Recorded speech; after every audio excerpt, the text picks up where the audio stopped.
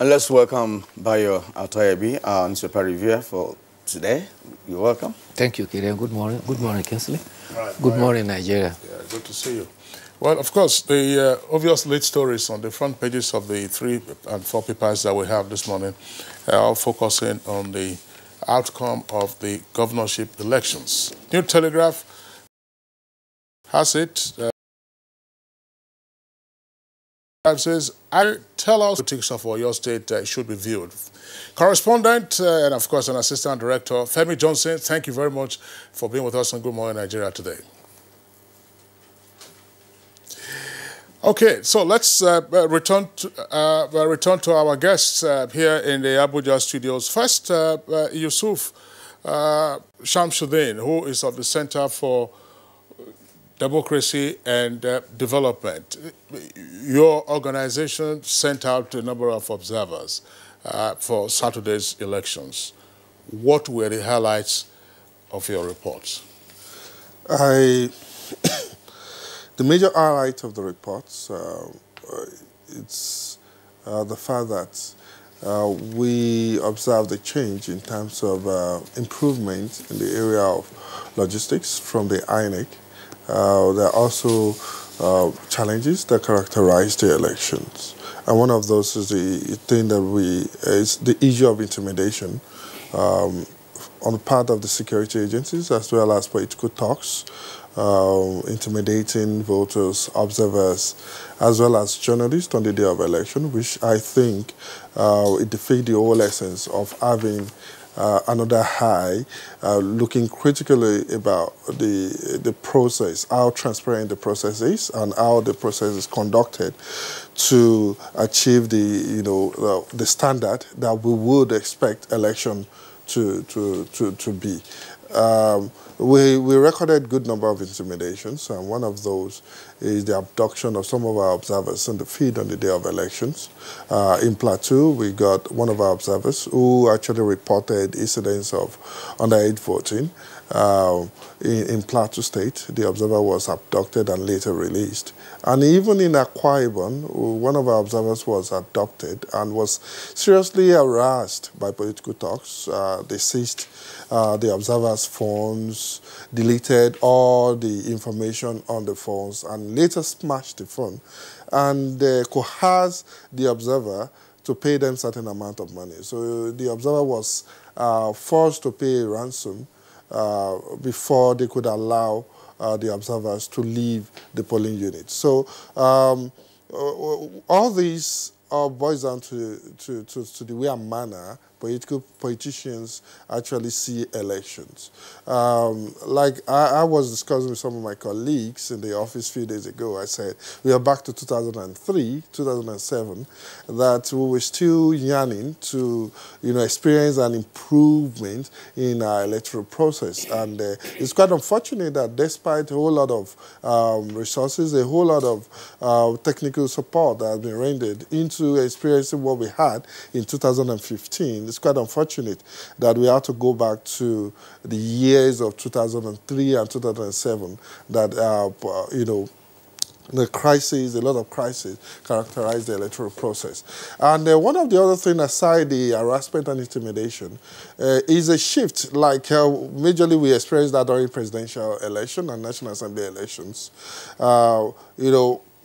In terms of a shift in the strategy of political talks, not focusing squarely on the polling units in getting their work done, but also going straight to collation centers in disrupting the entire process. And I think the major sponsors of that would actually be people who have perceived that word or local government not to be their stronghold.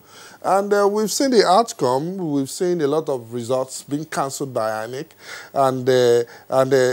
I think this is a deliberate attempt on the part of politicians supporting, the activities of political talks, which I think we need to start our conversation not to dwell more in terms of what are the major consequences. Yeah, a lot of people died, and we need to mourn them. Not only politicians who died, but even an ordinary citizen who died during the presidential election as well as this last election. We need to mourn them. It's actually a national tragedy, which we need to take cognizance of, but we also need to extend our conversation to the level of accountability. We need to hold some people accountable for the death of a lot of Nigerians. And I think I would plead with the police to take that serious, because we need some people to be jailed. We need some people to be held accountable, because it's not just holding them accountable, but also to serve as deterrents for other people who would want to engage in such heinous act on the day of elections. And I think it's really a shame. It's a national shame, and we need to treat it as such. Yeah, you know, he said that we went back to 203. But I will let us say that we went back to Second Republic, you know, because ballot snatching was the main issue as at that time, and it returned tenfold, if you like. And this issue of attacking collation centers is also new. Thank you. Let's go over to Abbas Idris. Abbas Idris is a domestic observer, and you operated in Kaduna State. Yes, and it's not one of the states actually where we recorded the pockets of violence. So, what was your experience in Kaduna during the election? Well, thank you very much. The election in Kaduna, well, with some few pockets of violence and intimidations, but I think it was generally peaceful. It was expected that the violence and intimidation would be higher, much higher than what was expected. But fortunately, it was really relatively peaceful. The turnout initially was trying to be very low, but at a later time, there was mass turnout of voters, and INEC has promptly reported to the polling units as at when due, and all the materials were there, and we didn't have any problem with the card readers as well. So people voted peacefully, and you can see from the result of the election.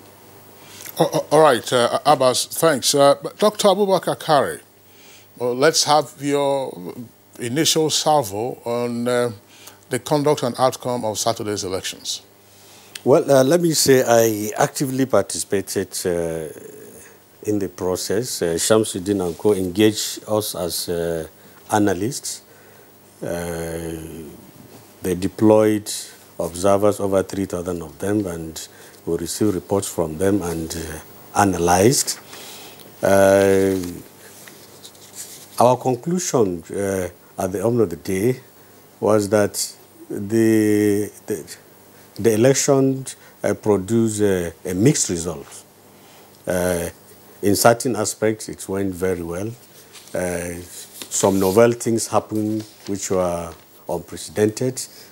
In other respects, there were occurrences of unwholesome activities and incidents which somehow tainted the election. On the positive aspect, we observed that there was an improvement in the